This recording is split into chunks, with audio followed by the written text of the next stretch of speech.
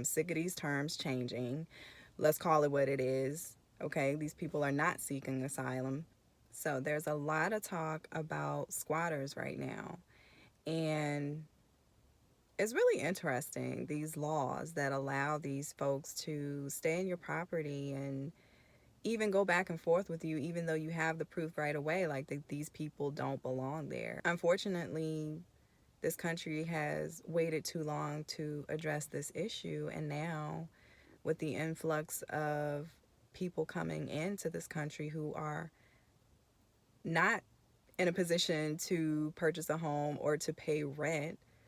Recently, I saw a video about, which, and you probably saw it too, this illegal alien telling other illegal aliens to, because that's the term that I was taught in school. Okay, I'm sick of these terms changing. Let's call it what it is. Okay, these people are not seeking asylum. They are actually in this country for economic reasons, which is not a valid reason to seek asylum. So, anyway, the illegal alien has a video telling other illegal aliens about squatters' rights or squatters' laws, and um, encouraging them to go ahead and take their pick, find a home and occupy it. So it just makes me think, like, what would I do if that was me? You know? Um, well, I know what I would do, but I think it's an important thing for you to think about if you have property that is being rented out, property that is vacant, even property that you live in. Like, from what I'm gathering in these reports, it seems to be that easy for someone to occupy your residence, and that's a huge problem. So I would encourage you, as someone who is focused on preparedness, focused on the future, focused on securing your home and your possessions, the things that you have worked so hard for, maybe you need to think about how you would approach that situation if it occurs in your life. One thing that I've noticed about myself lately is I'm just reflecting on my prepping journey, and I would say in the past couple of years, my focus has really been heavy on food, water, supplies, things of that nature.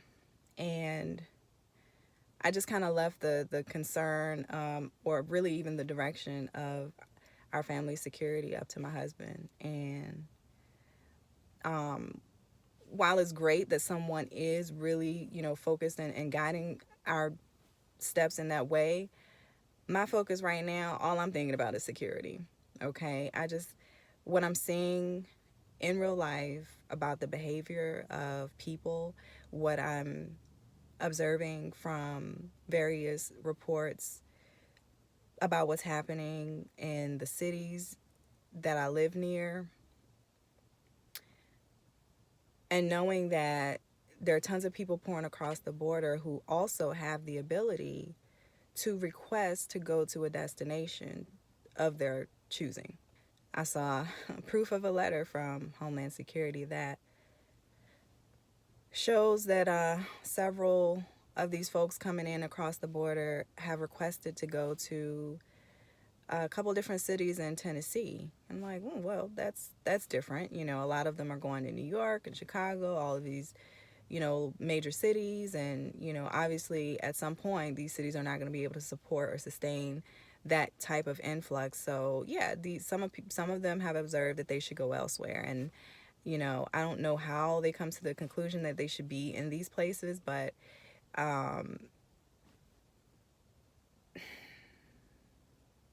the odds are, these folks have spread out all over the country, and they're in places that we're not paying attention to. They're in places that are not being highlighted in the news for the various ridiculous situations that come up, like the theft and crime rings that have developed in New York, and they're, harming the citizens. And so they're already here.